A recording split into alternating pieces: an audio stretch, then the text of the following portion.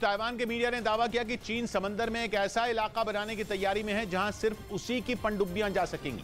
आरोप है कि वो ऐसा करके ताइवान की मदद के लिए आगे आने वाले देशों को रोकना चाहता है, ताकि ताइवान पर कब्जा करने में कोई और देश उसकी राह का रोड़ा न बन पाए। ताइवान के मीडिया के मुताबिक चीन ताइवान स्ट्रेट के पास एक बड़े इलाके में कर्फ्यू लगाने की तैयारी में है। मतलब ताइवान के आसपास समंदर के अंदर वो एक ऐसा इलाका तय करेगा जहां से चीन की इजाजत के बगैर एक भी पनडुब्बी नहीं निकल पाएगी, और अगर किसी ने वहां से गुजरने की कोशिश की तो उसे चीन की नौसेना का सामना करना होगा।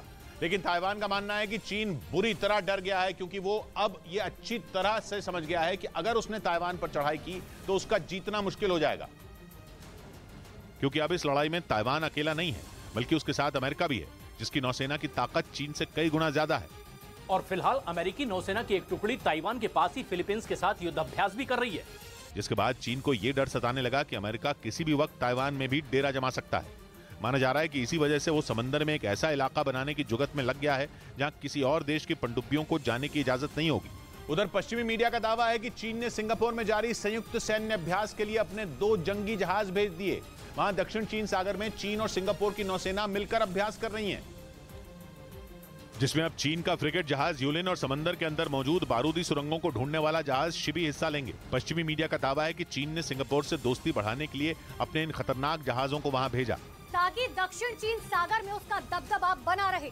हालांकि चीन ने इस संयुक्त सैन्य अभ्यास में हिस्सा लेने का ऐलान 2 महीने पहले ही कर दिया था, लेकिन पश्चिमी मीडिया का दावा है कि उसने फिलीपींस और अमेरिका के बीच हो रही मिलिट्री ड्रिल के बाद अपने जंगी जहाज वहां रवाना किए, क्योंकि अमेरिका इस वक्त उसी दक्षिण चीन सागर में है जिसे चीन अपना बताता है। वहां अमेरिका और फिलीपींस की नौसेना मिलकर एक बड़ी ड्रिल कर रही है, जिसने चीन की चिंता बढ़ा दी। इसलिए चीन ने कई बार फिलीपींस को इस बात की चेतावनी भी दी थी कि वो अमेरिका के साथ अपना सैन्य अभ्यास रद्द कर दे, पर फिलीपींस ने चीन की धमकी को हवा में उड़ा दिया, जिसके बाद दक्षिण चीन सागर में अमेरिका और फिलीपींस के जंगी जहाज साथ में अभ्यास करते देखे गए, जिससे चीन तिलमिला उठा। खबर तो यह भी है कि कुछ दिन पहले चीन के कोस्ट गार्ड की टुकड़ी का सामना अमेरिकी सैनिकों से भी हुआ था। चीन का आरोप है कि अमेरिकी सैनिकों की नाव उसके इलाके में आने की कोशिश कर रही थी। हालांकि चीन की अपील के बाद वो लौट गई, लेकिन चीन ने समंदर में पेट्रोलिंग तेज कर दी, क्योंकि उसे लगातार ये डर बना हुआ है कि अमेरिका दक्षिण चीन सागर में घुसकर उसके खिलाफ बड़ी प्लानिंग में जुटा है, जिसके लिए वो ताइवान के बाद अब फिलीपींस के साथ संयुक्त सैन्य अभ्यास कर रहा है।